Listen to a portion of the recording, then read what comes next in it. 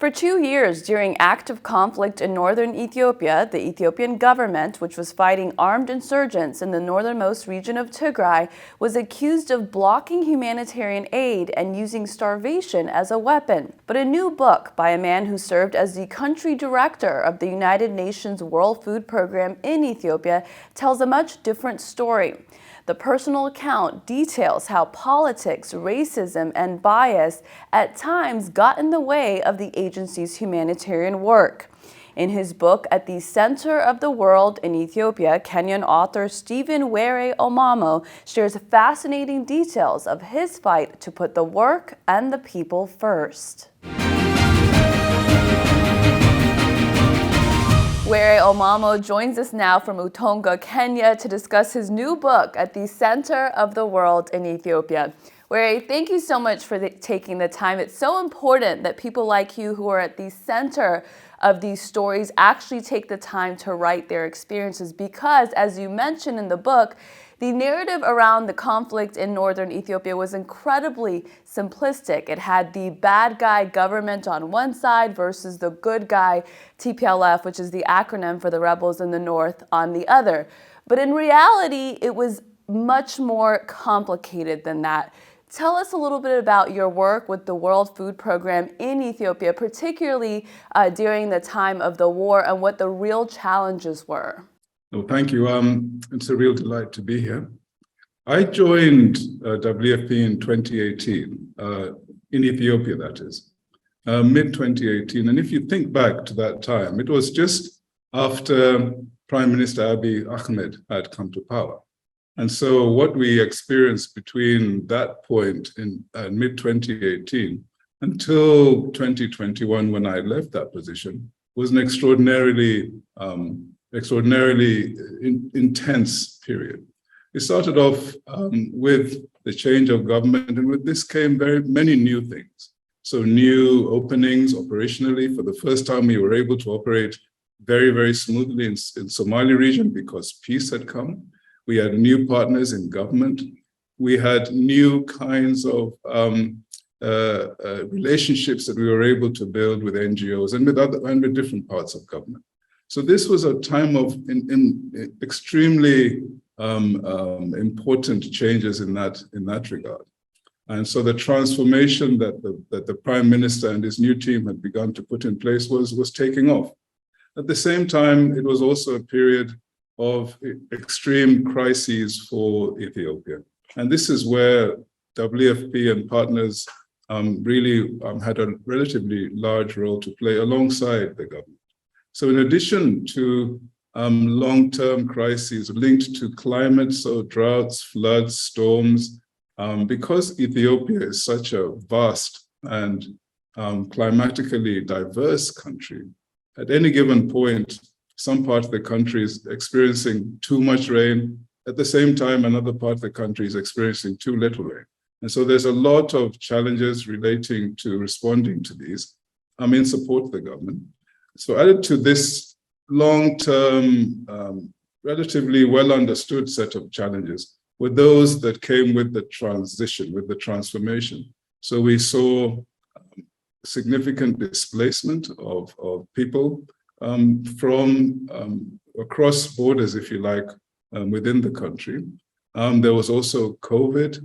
There was also desert locust infestation. All of these things came together. And of course, finally, the civil war, the war in the north, in which we were called upon to act in new ways and different ways. And it really was quite a challenging period. For WFP, what we tried to do was to be a partner to the government as it responded to these crises, as it prepared or tried to mitigate these crises, but at the same time be part of the transformation which we could see was happening right before our eyes. The social transformation, the political transformation, and economic transformation. And we had a role to play in that regard in terms of trying to address the root causes of hunger. So that was in a nutshell, the work that we were doing in Ethiopia while I was leading the effort there. So you quote in the book a World Food Program insider saying to you, quote, "There is an impression in senior management that you're too close to government."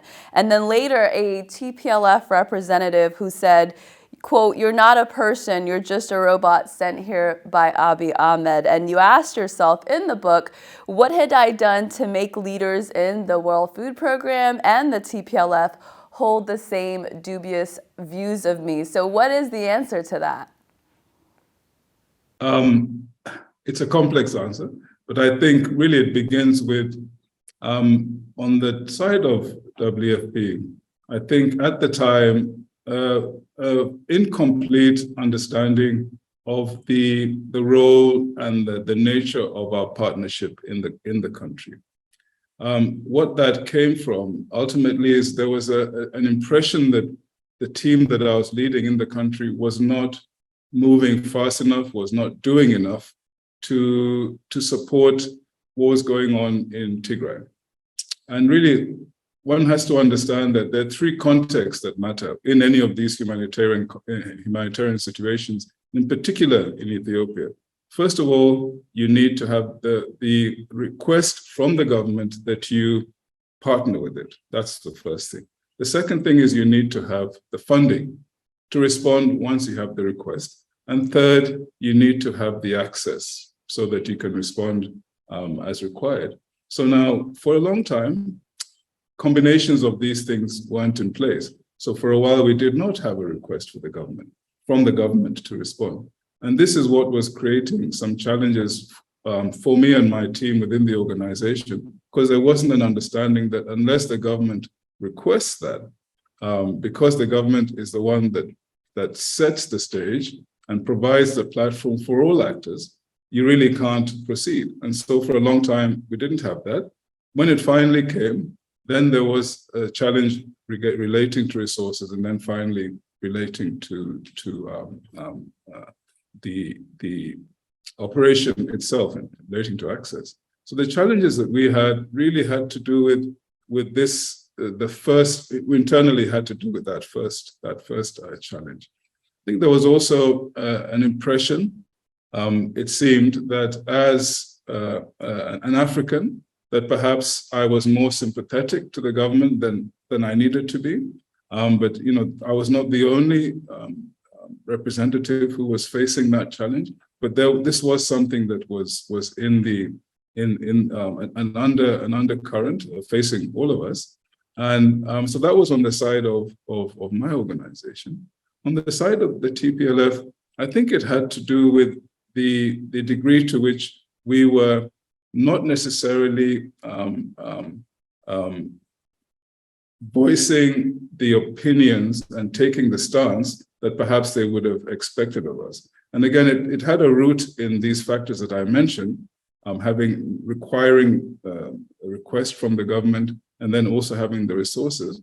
And really, there were also some differences of interpretation regarding certain aspects of the operation. So, for instance, for a long time, there was some controversies around the entry of trucks into the region and trucks not coming out of the region. Now, we as WFP voiced this challenge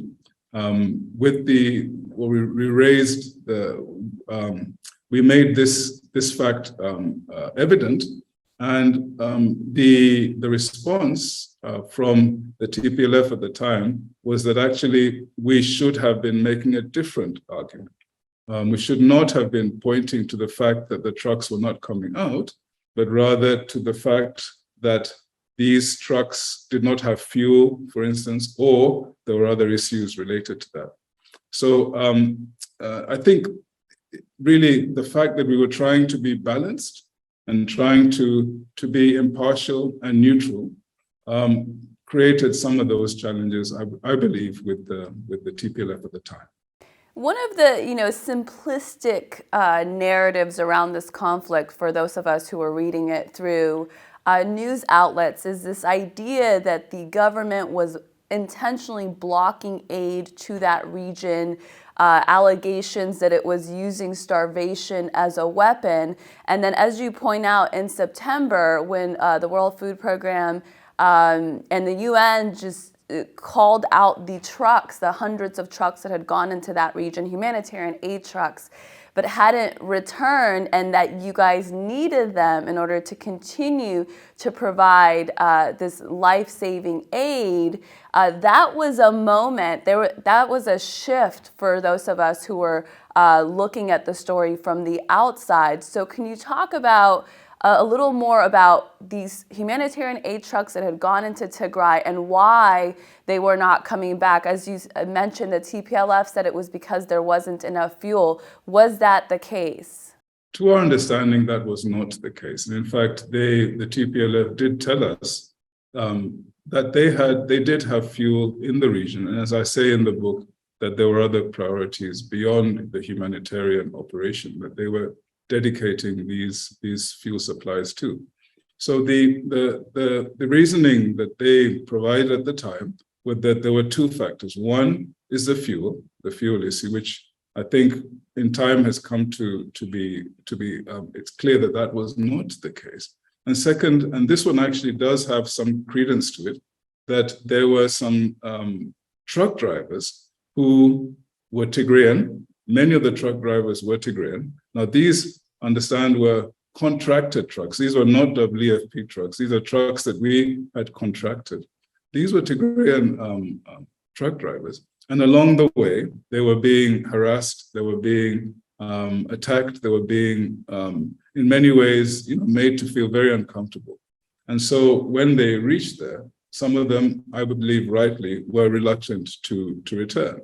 At the time, we indicated that we would work with them and with the authorities to try and provide some of the protection that they required, but that really wasn't possible. And there was also another very important element that was affecting the smoothness of those trucks going up and affecting these drivers, and that is that the communities through which these convoys were moving were in Afar. And they were seeing, these are needy people, and seeing these convoys of supplies moving through their region toward Tigray. And they were saying they wanted, why was this happening? Why were they being bypassed? And so there was looting along the way as well. And again, we reported this quite openly at the time. So this combination of factors affected the movement of trucks in, but also the movement of trucks out. But it was not, to our understanding at the time, and I think there's nothing that has changed since then, purely linked to fuel. What would you say is the number one, or was the number one hindrance to providing humanitarian aid to the northern region, particularly to Tigray? Well, for us, for WFP, it really was, once we had the requests from the government, and once we had the funding, it really was the violence or the conflict along the main routes. So there were four routes that we were following. So going east to west, there was one route from Semera through Abala to Mekelle, so that route. Another one through Kombolcha, Desi, Kobo, Alamata, and then to Mekelle. That's within, so starting in Amhara, crossing into Tigray. Another one, Bahidar, Gondar, and then a place called, I think it's called Debak, Mait Semri, and then into Shire. So this was to provide support to the western part. And then finally, another one from Gondar up to Humera, across to Shiraro, and down into Shire. So you can think, so this is now going from east to west. And any time that we were unable to use those corridors had to do with violence, had to do with fighting nearby or along those routes. So really that when we were unable for a long time to deliver supplies into the region, it was because these routes were not usable. The one in Afar, the one that for quite a while became the only route And that really had to be negotiated with the difficulties that we've already talked about, having to do with truck drivers, having to do with trucks coming out. And of course, the reticence I don't know if it's the reticence, the word, the cognitive dissonance for the leadership in Afar to cooperate and help and facilitate, which they did, but to facilitate these movements through regions that were being held or within at a time when there were parts of the region that were being held by the Tigrayan Defense Force. So really, it really had, for the most part, the first order challenge was conflict along these 4 routes.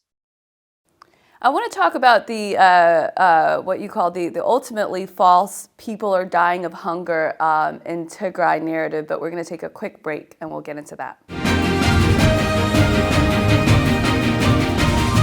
All right, so now I want to talk about the ultimately false people are dying of hunger in Tigray narrative, which had begun to take hold and spread within months of the conflict. So you said questions that came within about this were also incredibly simplistic, and that the answers were complicated but clear to anyone willing to listen. Can you describe the conversations around this allegation or this claim that people are dying or were dying of hunger in Tigray? This all revolved around the fact that there wasn't very good information coming out of Tigray. And to make a definitive assessment of the degree to which people are food insecure, or in particular acutely food insecure and on the verge of famine, if you like, you need pretty good information. And there's a process for that, which is globally accepted. This is the integrated phase classification process, which I talk a lot about in the book. Now, really, this is a process which has been very difficult to build up because it's so emotive, because it's so challenging for the governments that are involved and for the humanitarian actors that must partner with them. And so there's a very careful management of this process to make sure that the pronouncements of people dying of hunger or on the verge of dying of hunger are actually based on information. The fact is, for different reasons, some of it having to do with fuel availability to humanitarian actors to do the assessments, some of it having to do with lack of access, some of it having to do, actually, as I say in the book, to being unable to move staff into the region as required. There really just wasn't any information. And so any pronouncements of people dying of hunger really were based on I think, subjective assessments for the most part, or an overinterpretation of the little information that was available. So a lot of assumptions to drive this analysis. And the important thing is that when the analysis was completed, this integrated phase classification analysis, actually it showed that there was no famine, but it suggested that perhaps a large number of people, I think 350,000, were in famine, near famine conditions. Nevertheless, this with many caveats to this conclusion. But for whatever reason, actually there was I guess limited recognition of the fact that this was very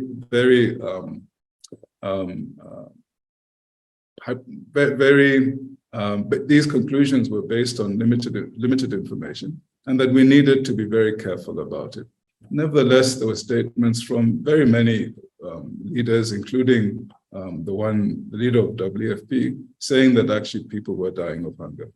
And the conclusion that I reached in the book is that this was a politicization of the process, ostensibly to put pressure on the government and maybe other actors, donors as well, to raise funding, but also to presumably facilitate.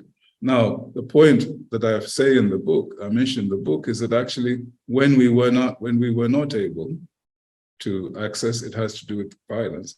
And when the moment came late in the year, when many of these assumptions for people dying of hunger presumably came to be, there was no evidence at all of famine, no evidence at all of people having died of hunger.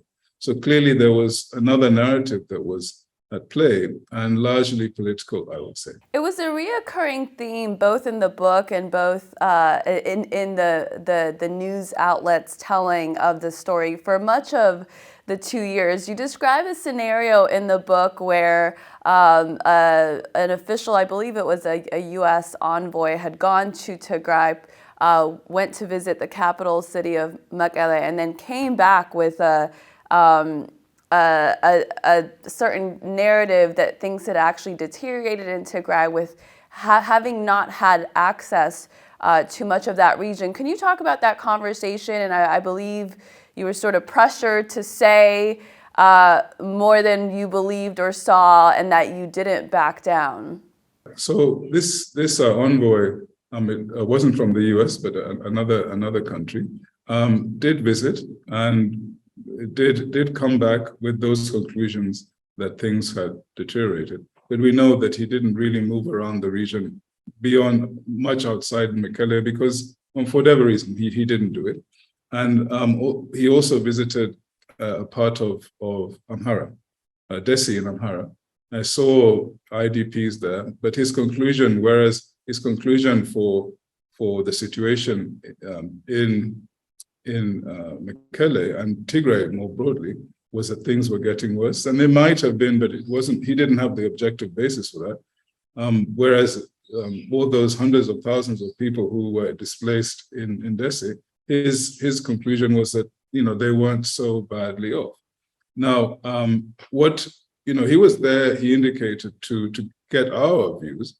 And, my point at the time was that the situation in Tigray, we knew was difficult. We knew it was difficult. I had seen with my own eyes how difficult it was. But it was also the case that this conflict had spread and it was taking in millions of people outside Tigray. And we needed to tell a story that was bigger than that. That was just ignored. And in his remarks as he left, he focused only on what he wanted to focus on. It was clear that his story was one that was very partial and frankly biased, and for us not operationally helpful. And that's really the criterion that I came to judge many of these statements. Are they going to help us meet the needs of people in Tigray and elsewhere in the country? And frankly, that one was not helpful because it just affirmed a narrative which was not going to generate the kind of a new impetus that we knew needed to happen at the time. What was it about the way that the Ethiopian government works that was, this is my word, irritating some of the folks within the World Food Program? What is it about the way they work that's any different than maybe other governments? I think there was an incomplete understanding of one very important thing, and that is that the government in Ethiopia sets the platform, creates the boundaries, defines the conditions under which everybody operates. Yeah, this is long before Tigray. In fact, it was when the leaders of the TPLF were in power in Ethiopia. This was a system that had been in place for a long time. And it applies in development. Equally, it applies in humanitarian settings, but also in development settings. So I think this idea that we couldn't just decide today that, there's, 80,000 metric tons of food needed every 6 weeks in Tigray, let's move it up there.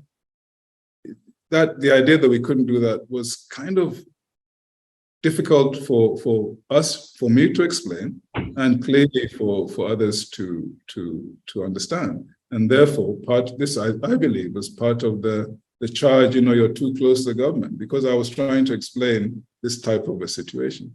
So there's that. And then also, this idea that the Ethiopian government is a strong one. within Ethiopia, and therefore really what the international community thinks or partner government thinks is important, but ultimately the government is the one that is going to decide.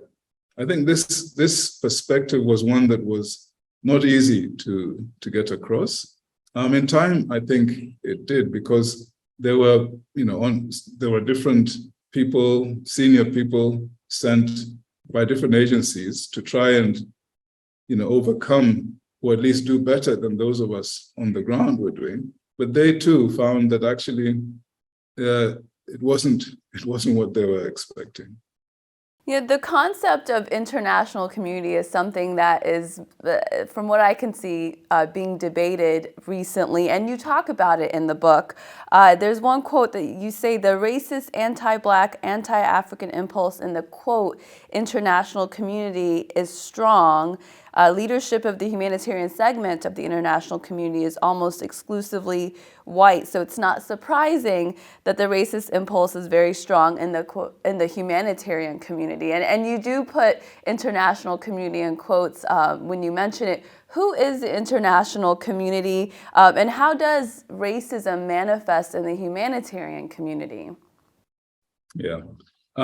International community, I think you said it well. It's one of these terms that is rather elusive. We know it exists. There is these international organs that bring nations together toward consensus outcomes, for sure. But then we also know that these organizations, this system, there are some dominant actors, and these dominant actors, oftentimes, most of the time, the direction in which the system moves is shaped by them.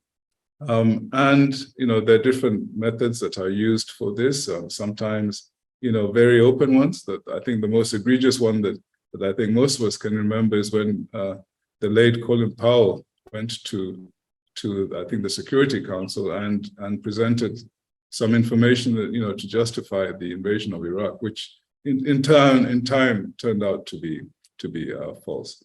So but then that's at one extreme, and then there's several other that type of thing, which are well reported. Now, in the racism part, as I say in the book, talk to anyone, talk to any African in the UN from top to bottom, and they will have stories of how they have personally had racist remarks made to them, racist situations that they've had to deal with, had to forgive people. So, it happens constantly. So, there's no question. And in the humanitarian side, because actually I've been thinking a little bit about why it seems so extreme. I think that the situation in the humanitarian side is that decisions are made typically under quite extreme or difficult circumstances. And so the personal interactions are I think, sharper. I think, again, I'm just trying to understand it myself. And there's also, because of that, there's this bullying culture, which is, very common there. And so a lot of the racism is pulled into this bullying way of the bullying approach to management. And if you don't agree to be bullied or to accept a narrative which is demeaning to you, then you find that yourself, you are sidelined, character assassinations, there's disparaging innuendo about you, all of this sort of thing, which happens again, very, very many cases of this. So it's quite deep in that system. And in WFP, as the biggest humanitarian organization, at least in the UN and probably out there, it's quite profound. I talk about it in the book, where over 1,500 people indicated that they had personally been affected by racism or experienced racism, and 2,300 who had seen it. And yet there's not one word uttered by the leadership about this. It's quite extraordinary. I still can't understand it now, how it could have happened. But this is a situation. We're in this extraordinary, fantastic organization, actually. But what we have is what there was is this subculture of racism, which, cuts across so many things, hiring decisions, you name it. It's there as an undercurrent sometimes, but personally, people feel it directly. So I want to talk a little bit about your motivations for writing the book and what message you hope it sends others that are in your position. You said perhaps this book will inspire other Africans in the, quote, international community who may see parts of their stories in mine and to find ways to tell theirs as well. What would you say to folks that are in your position, and what were you hoping when you sat down and actually wrote this book? And I will say it again, it's so important that people like you in those positions at the center of huge issues in the world actually take the time and to write their experiences. So what was your motivations for doing that, and what message do you hope it sends to others? Yeah, I think my main motivation was that I had seen so many things from a particular perspective. I felt that this should be written. Now, one of my old professors in graduate school said, unless something is published, it doesn't exist. And I think what I have found over the years is that the voice of Africans, the voice of people like me, if you like, in development, in the humanitarian community, it doesn't exist. It's as if we are not there.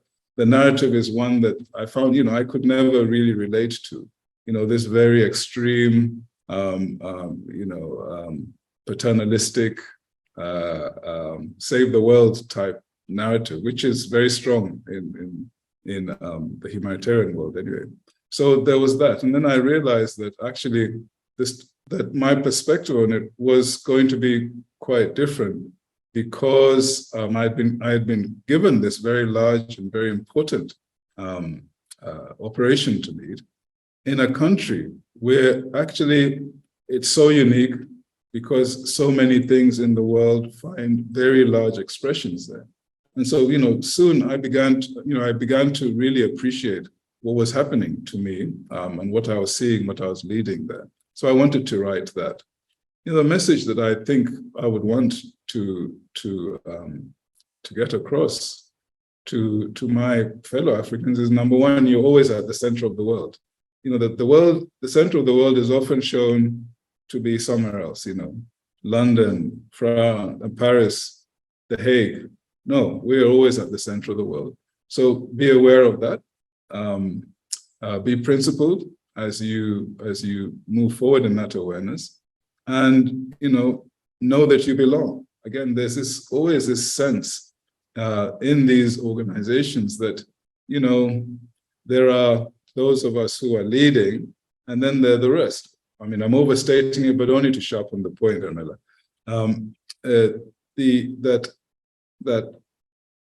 Trust your judgment, even when you're not being listened to, because that's another phenomenon that happens. You're in the room at the meeting, but it's as if you're not there. Your opinion doesn't matter.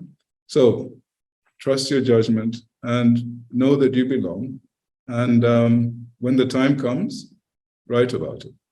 Yeah, hats off to you for actually doing that. Stephen Were Omamo, author of At the Center of the World in Ethiopia. Fascinating book. I've told you this before offline. It's going to be one for the record in the history books. It may not seem that big now, but just the level of diligence that you took to really tell the story, I think will help depolarize those in the Ethiopian, Eritrean, and Horn of Africa community that have been polarized by the simplistic narratives.